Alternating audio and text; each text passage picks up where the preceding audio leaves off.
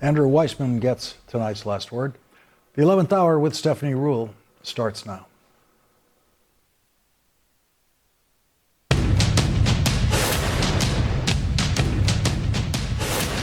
Good evening once again. I am Stephanie Ruhle, and welcome to the Midweek Nightcap. We are now 236 days away from the midterms, and the president was on the road today to promote his economic agenda in the states of Ohio and Kentucky. Instead, he spent the day downplaying the Iran war as it continues to impact prices here at home. Watch just a bit of it. We did a little excursion. We had to take this little few weeks of excursion, but it's been incredible. Our military is unbelievable, the job they're doing. I would say, to put it mildly, way ahead of schedule. Prices are coming down very substantially. Oil will be coming down. That's just a matter of war. That happens you can almost predict it. I would say it went up a little bit less than we thought. You just said it is a little excursion, and you said it is a war. So which one is it? Well, it's both. We're not leaving until that job is finished, and it's going to be very fast. It's going to be very fast. Just a little excursion. My son's on a snorkeling trip today. That's an excursion. That, of course, came after he told Axios that the war would end soon because there's practically nothing left to target. But Iran has promised escalation. According to their state TV, they launched their most intense attacks yet. Earlier today, 3 commercial ships, I want you to see this, 3 commercial ships were attacked in the Strait of Hormuz, and Iran has taken responsibility for one. And just hours ago, 2 more tankers, you can see this on your screen right now, were attacked within Iraqi waters, deeper into the Persian Gulf. Iraq's state news agency told the New York Times that 1 crew member died and 38 were rescued. Their effort to block oil shipments from passing through the key trade route has now forced the International Energy Agency to approve the largest ever release from the emergency oil reserves. Does that sound like a little excursion to you? It does not to me. We're going to dive deeper into that later in the show in Money, Power, Politics. But right now, I want to bring in our nightcap. It's a great one. David Rode is here, MS Now senior national security reporter. John Avalon, journalist and host of the Bulwark podcast, How to Fix It with John Avalon. I highly recommend it. David Gura, host of Bloomberg This Weekend, their new fantastic show, and the Big Take podcast. And Democratic strategist Joel Payne. He was also a senior aide for Hillary for America and press secretary for former Senator Harry Reid. Mr. Rode, I want to start with you. The New York Times reports that Iranian military has been adjusting to the U.S. and Israel's tactics. According to senior U.S. defense officials, help us understand, because Trump is saying the place is demolished, there's nothing there. It sounds like it's the opposite. Just what is the truth, regardless of how you feel about the war? Just today went very, very well for Iran. Many sort of trends are shifting in Iran's direction. That what you just talked about in the Strait of Hormuz, Iran has successfully stopped oil from flowing through the Strait of Hormuz. The United States Navy is not sending ships into the Strait to escort tankers because it's not safe. They've hit these 3 ships that you mentioned. Oil prices are rising, and we'll talk about this more. I've been haunted all day and thinking of these school children.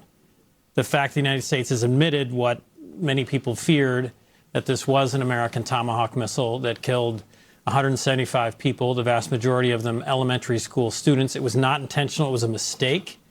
But this is just, Americans will grieve and feel bad about it. People in the region will think it was an intentional effort to kill children. So just for today, I think Iran has got some momentum, sadly, and it's a terrible regime going in its direction. David, does it seem like maybe the administration miscalculated how the Iranian regime was going to respond? Definitely. And you hear the president talk about a schedule that's still kind of a mythic thing for all of us. We don't know. And most particularly the Strait of Hormuz. Yeah, and I think what's most important about what you just mentioned, yes, they're the ships that were in the Strait of Hormuz, but the ones that are in Iraqi waters indicate something that we've seen from the beginning of this war, that it's really widened beyond a very narrow geography. And I think that that's something that the administration clearly miscalculated.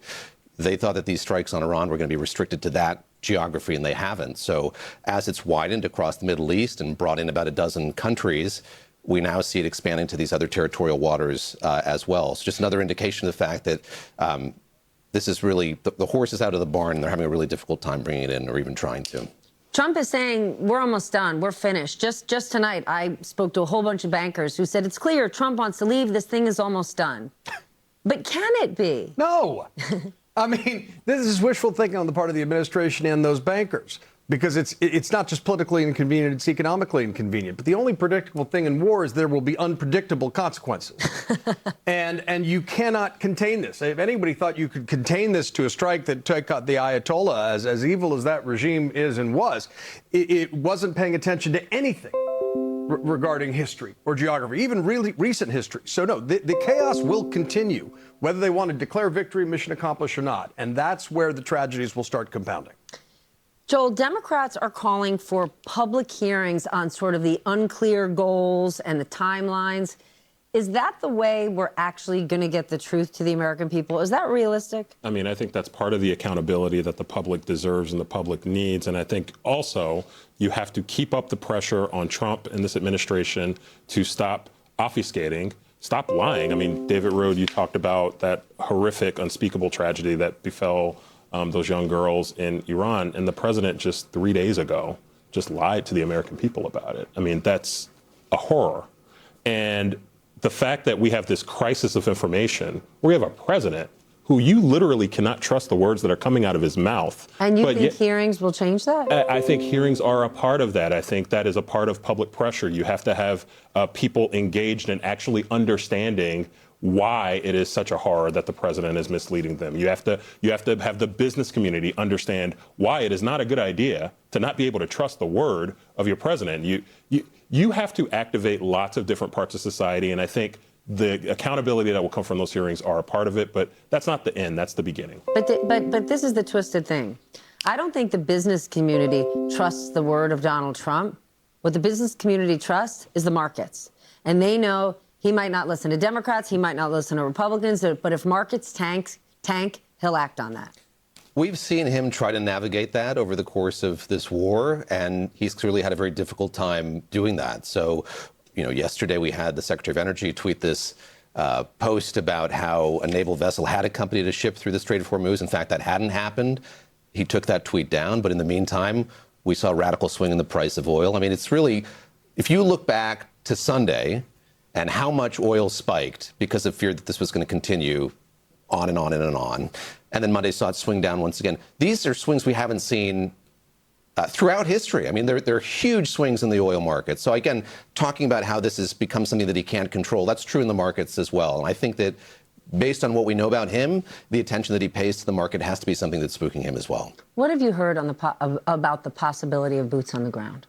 So the other problem here, too, is if the president wants to declare victory, there's this problem. There's 1,000 pounds of enriched uranium that he said was why he had to launch these strikes that Iran still has. So, and this is something Israel also wants seized. So I don't understand how the president declares victory. I mean, it'd be a huge success for Iran. They would say, we stood up to the Americans, we survived, the regime is still here, we still have this enriched uranium. It's not enriched to a level where they can make a bomb, but they could recreate their program. And then China and all these other countries are watching this. It's the United States spends more on defense than every other country in the world, the top 10 combined, 3 times as much as China. And if the U.S. isn't able to topple this regime and sort of, eliminate this nuclear threat as Trump promised, it's a huge loss of face for Trump and for this country. Can you say that's one of the most frightening facets of all of this? So we had the strikes in June, and we knew that some uranium was unaccounted for after all of that. We know from the previous Secretary of State, from Antony Blinken, that when they schemed all of this out, when they did war games, something that they thought could happen was that uranium could be kind of spirited to different parts of the country. So here we have a country that's clearly in a state of chaos. The bombing continues. And now we have to reckon with the fact that there could be all of this material scattered throughout the country. And I think that should give nobody any comfort to think that that could be the case right now. We haven't even talked about the cost. And look, this war is costing well over $1 billion a day. I saw a New York Times story earlier today that said... I saw a brilliant New York Times opinion piece about the cost of this war. Do you know who wrote it? David's wife. David's wife. David's wife. There we go. I'm trying not to interrupt on this show, but I had to for that one. I appreciate that. And David's wife, I'm sure, made an excellent point just about how expensive this is. When you think about the people in this country, it's so interesting, Stephanie. When you compare this to Iraq, 20 years ago. Iraq started in a different place. The public got to a bad place on it, but the public did not start underwater on Iraq the way they've started on Iran. I mean, this from day one has been a loser politically, and this has nowhere to go but down. The best day was the first day that the Ayatollah was killed. Yeah, but I mean, in the case of Iraq, go back to the first Gulf War. There's a protracted period of selling it to the American people, making the case, right? In the case of the second Iraq War, it was in part, the patriotic surge after 9/11 made people more liable to believe, and obviously that was a disastrous decision strategically. There was no effort, pure arrogance, that you're going to campaign on ending forever wars, campaign on saying that Kamala Harris equals World War III, Trump equals peace, and then you're going to bomb 8 different nations today, launch an attack against Iran without ever making the case to the American people of why it's necessary.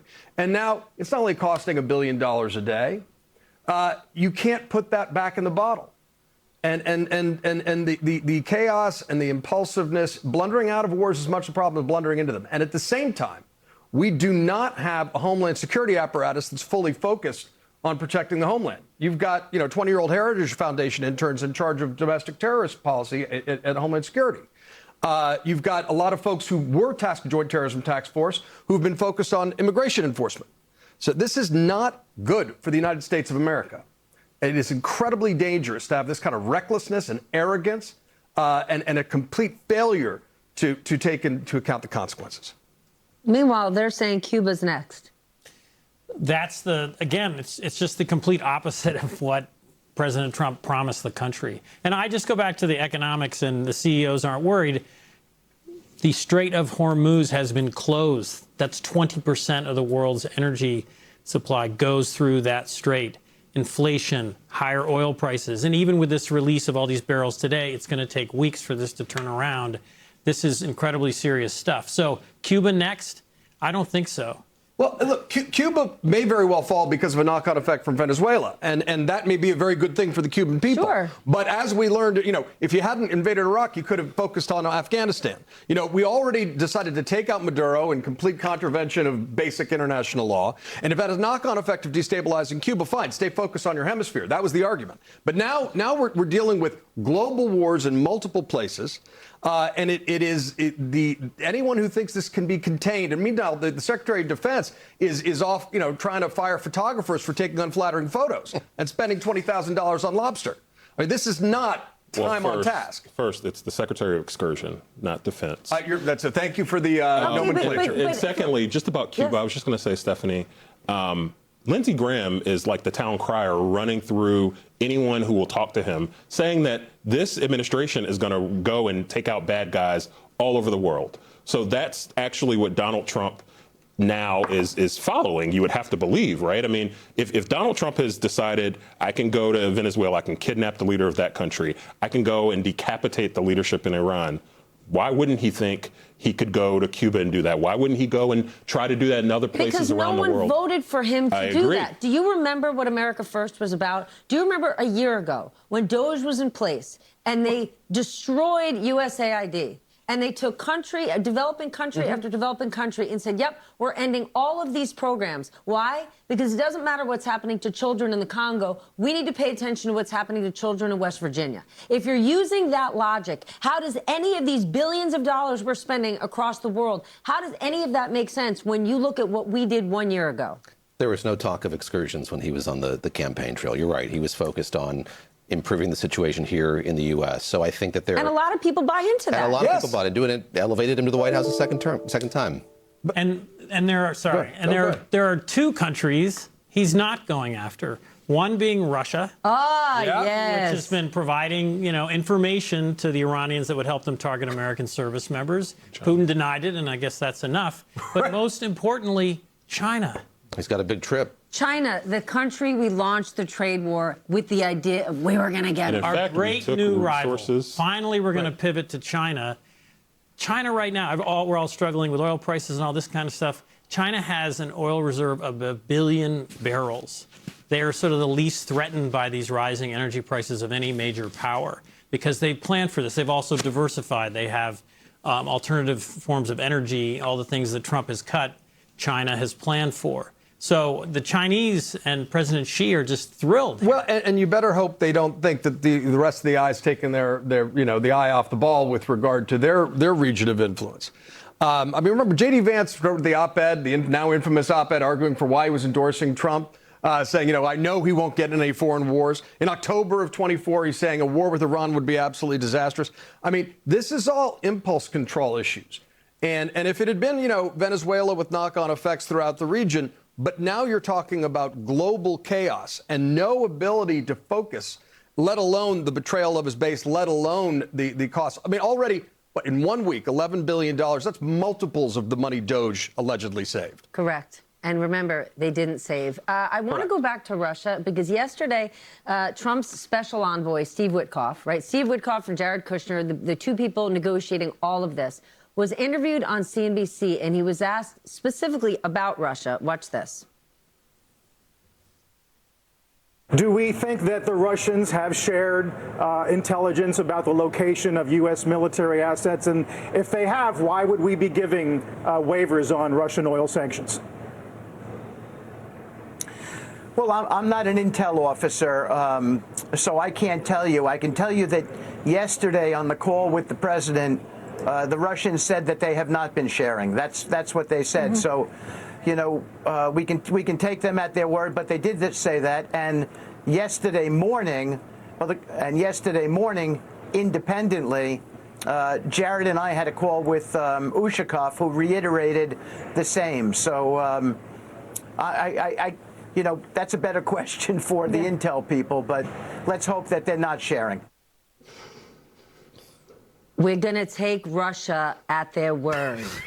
That's what we just heard. That's what we just heard, Trump's special envoy. We're going to take Russia at their word. Me and Jared had a call yesterday.